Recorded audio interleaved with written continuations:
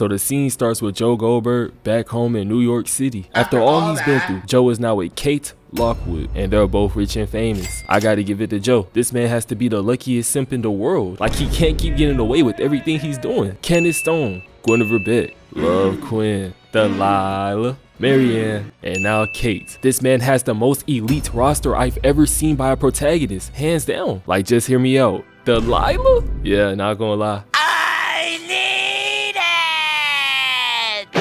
Then don't even get me started on Miss Love Quinn. I'm letting her ruin my life. It's not even funny. So we get back to Joe and see that Kate's giving him the perfect life. She accepted his dark side, embraced being a mom to Henry, and most importantly, she's cleared Joe's name. Kate is such a W for this. My dog couldn't be in a better position right now. Joe simply being around Kate has made him a hero, a Prince Charming, a guy that most men would love to be. But with how impulsive Joe is, we know he's bound to self-destruct at any moment. We come across a councilman who's been trying to extort Kate out of being a CEO. And while Joe is in the bathroom with him, we see his dark urges trying to take control. Now Joe is able to restrain himself and successfully avoid bodying the councilman. And after this happens, we get this shot of the title card. Yes sir, man, we are so back. So a lot is happening in this opening episode. Kate's brother named Teddy finds out about a leak from Forbes, and the leak was that they were running a hit piece to destroy Kate's reputation, and it would have worked because the dirt they had on her was legit. She approved a pipeline that led to children getting bodied just so she could have money. Oh my gosh, this woman is sick. Joe, thinking he's a white knight, decides he's going to find and take out whoever the snitch was. And now it's go time. He ends up stopping and reminiscing at Mooney's. He's reminiscing about Beck, the one woman he can't outrun. And while all this is going on, he notices that someone's in there. After looking around for a bit, he doesn't find anyone, so he just forgets. Well, we look to the left and see fingerprints in the dust. And this told me everything I needed to know. I knew instantly someone was snooping around in Joe's personal life. We see Joe and Teddy pulling up on Kate's sister named Reagan, and I'm not gonna lie, this bitch is pure evil, like y'all are gonna see later. Now it seems like Reagan knew nothing about the hit piece on Kate, so Joe talks to the twin sister Maddie, and Maddie is the biggest flirt of all time. The way she was raising up Joe and calling him boo boo was kind of crazy, I'm not gonna lie. Most men other than myself are falling for these type of antics. Stop the cap. Joe goes through Maddie's phone and finds out that their own uncle was setting up Kate. I'm shaking my head, it really be your own family. Once Joe confirms this, he tells Kate everything, and this ungrateful woman gets mad because Joe didn't tell her sooner. Honestly, I don't even know why she's mad, but the way she was talking to Joe like he's a little boy was insane. Like, it's obvious she looks down on Joe and wears the pants in the relationship. Later, Joe ends up at Mooney's when he realizes that someone's in there again, and after a short game of cat and mouse, he meets Bronte. Now within 5 seconds of looking at her, I already knew what this was. This was the most obvious setup in the history of this show, and watching Joe take the bait had me literally crashing out. Then the fact that I literally just despised Bronte was making this even worse. We see Kate confronting her uncle about the hit piece, and Uncle was standing on business. He threatened Kate and her whole family. Then once she realized he was going to destroy her, she tells Joe to go and body him. Mind you, she literally just shamed Joe earlier for his urges, but now you want him to do it on your command? Nah, shawty, this is not how this works. Now Joe, being the biggest simp in national television, decides to pull up on Unc and bodies him. Then he makes it seem as if Unc did it himself. Dog, the rest of this episode makes me realize how dumb I was to ever believe that Joe had a brain. After going home and being Kate's good boy, Joe hires Bronte at Mooney's, and on top of that, he lets her riz him up. I gotta be honest, I do not see the hype in Bronte. Like, he has no reason to be risking everything he has for her. Even the name Bronte just sounds off. Oh my gosh, bro, Dexter literally makes Joe look like an idiot. After flirting with Bronte, he realizes that the bookshelf to his basement has been moved, and instead of suspecting anything, he just lets Bronte off the hook. Now at this moment, his son did break the nose of Reagan's daughter, so I understand if he wasn't focused, but I just don't understand how could he be so trusting to someone who's been sneaking around in his store, especially with the allegations he has. Like, you stupid. So Bronte figures out how to break into Joe's basement, but before she could do anything, she ends up meeting Henry, and she literally uses the word lady killer during their conversation. Joe, how are you not picking up on this? So we get to the family dinner, and this is where things pop off. We see that Reagan actually resents Kate, and she wants to take everything from her, and the fact that little Henry broke her daughter's nose gave her all the ammunition she needed to do so. But before we even get into all that, we're gonna go back to Bronte sneaking around again. She manages to find a cage, and then she goes in there and starts taking pictures. This is all going down during the dinner, so Joe has no idea. Then before you know it, she manages to get herself locked in the cage. And as they say, if you F around, you find out. Now Reagan is cooking right now. As insufferable as she is, she's out here playing chess. She figures out that Kate had her uncle body, and she won't let it go until Kate steps down from being a CEO. Then she tells Joe that he's basically Kate's lapdog, which is true by the way, before telling Kate that she's coming for everything she has. This leads to Henry throwing a butter knife at her, showing that he's violent, and this ends the dinner off on a terrible note. Like Joe and Kate cannot catch a break. Joe makes it back to Mooney's and finds Kate in the cage, and the excuse she makes is literally some of the dumbest shit I've heard all season. But to no surprise, Joe doesn't suspect a thing and just lets her walk free. And if you're thinking that this is where Joe's stupidity ends, I'm here to tell you right now, we got a long road ahead. After being told multiple times by Kate not to body Reagan, Joe lets his urges win, because later on, he breaks into Reagan's office and starts stalking her. He sneaks up behind her and whacks her across the head before locking her husband in the closet and throwing her in the cage. I still have no clue why he thought all of this was a good idea. Like, you just cannot go around bodying everyone who makes you mad. For example, this is your wife's sister. Joe, thinking he's done a great job, continues like nothing ever happened. After buying Bronte a new apartment, he decides to check on Reagan. Then once he arrives to the basement, he hears her calling him Boo Boo, and this means he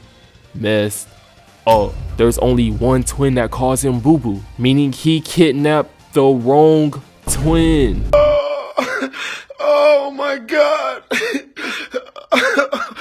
Oh my god. I have to be honest, Joe bought everything that happens this season on himself. All he had to do was relax. How did we end up here? Now Joe spends the entire episode chasing around Bronte like an idiot. After they go on a trip together, they end up at some type of poetry club, and at the club, Joe meets Kate. And right here, I was hoping that Joe would not take the bait, but at this point, it's obvious you should not bet on Joe for anything. Bronte's real name gets revealed by Clay and his friend, and this pushes Joe deeper into the Bronte rabbit hole. He goes home and starts stalking her online. Like, you gotta tighten up, dog. This is not it. He eventually goes to Bronte's apartment, and she ends up wrapping Joe around her finger, making Joe even more delusional than he was before. Like, this has to be the most deluded Joe has ever been. Bro, he even went into Mooney's to stroke his chicken about her. Like, nah, dog, that's actually sick. You so freaky ass nigga. Now, at the end of this episode, the craziest thing happens. Reagan had found out about her twin sleeping with her husband, so she decided to act in the most evil way imaginable. She pretends to be Maddie, goes live on her phone, and admits to Maddie's affair, all while quitting Maddie's job. And this was all to make Kate seem unfit for her CEO position. This has to be the highest form of hating I've ever seen in my life. With all this going down, Joe actually gets a great idea. He tells Maddie about everything that's happened and tells her that she's going to take Reagan's spot in life, basically saying he will make Reagan disappear and Maddie can have her life, which I'm not mad at, because we found out that Reagan forced Maddie to be her surrogate, also while stealing the love of her life. Like, this woman is beyond evil. She's a literal nightmare. Joe's trying to convince Kate to let him body Reagan, but Kate is not budging. She does not want him to hurt her sister. She decides to go down and fire Reagan from her office. And right when Kate thought she had the upper hand, Reagan continues playing chess. She tells her that she knows about Nadia being framed and that she knows that Joe has been bodying people for her. With this information, she was able to gain proof, and it's looking like Kate might have to resign. Kate gets home and tells Joe that Reagan knows everything, and once Joe hears this, he's willing to make Reagan disappear for good. Kate argues with Joe, telling him that they aren't bodying Reagan, but Joe decides that he's done taking orders. And with that being said, he appears at Reagan's house, giving us Joe Shiesty. This is by far my favorite moment this season. They actually cooked with this. After sneaking around the mansion, Joe Shiesty spots Reagan. He sneaks up behind her, and she absolutely cooks the shit out Joe, kicking him into the pool. Oh,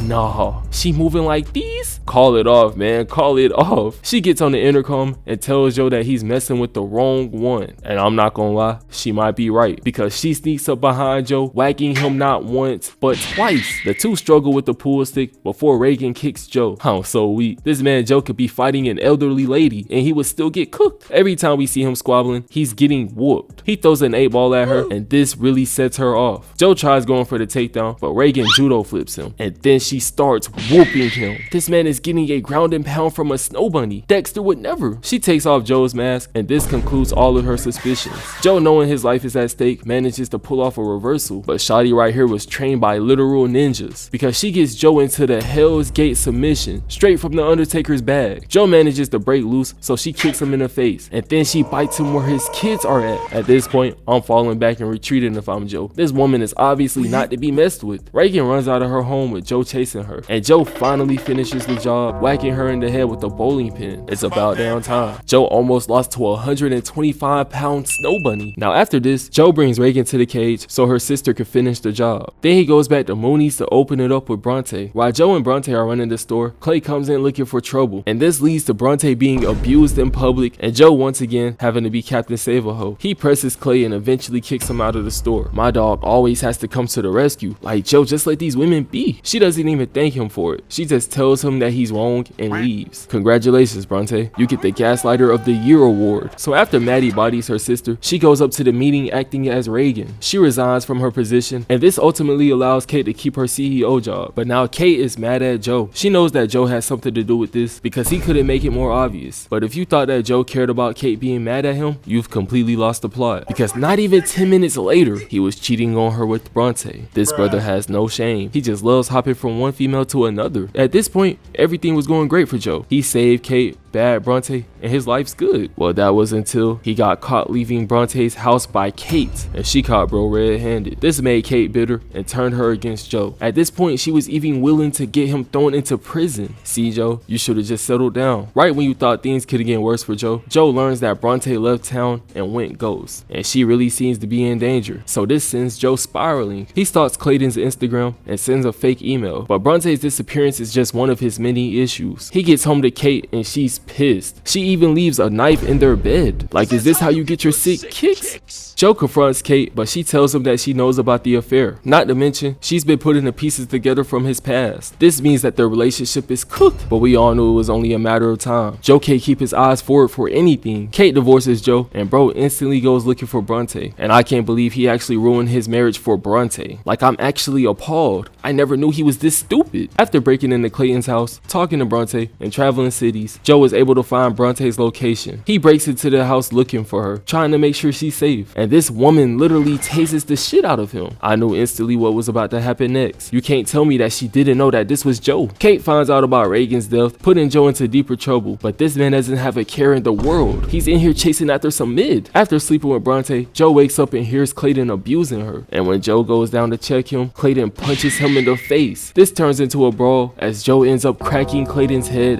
and bodying him. Then out of nowhere, Clayton's friends show up through the door, recording the entire thing on TikTok live. And when Joe tells Bronte that they need to leave, this dirty ass Nate pulls out a taser on Joe, revealing that the whole thing was a setup. I knew it was fake. I knew it. I was screaming at the moment he caught her in the store. Like, how could Joe not see this? Anyways, I really enjoyed making this vid for y'all. This was something different. If y'all want the second part of this season, comment down below or like the vid. I really do love y'all, man. G-Ware no way. We so proud of him. Yeah. Did that shit again. I'm gon' proud of him. Yeah. Can't go broke again. Yeah. We got hella racks. Yeah. We so proud of him. Yeah. Did that shit again.